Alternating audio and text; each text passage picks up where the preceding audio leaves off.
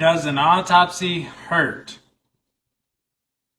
But does does the autopsy hurt me? Is that what you're asking, or does it hurt the patient? It doesn't hurt me. I mean, I'm not injured. You might be injured, and that's why you need the autopsy. But I don't think it hurts. I mean, nobody's ever told me, ouch, stop, that hurts.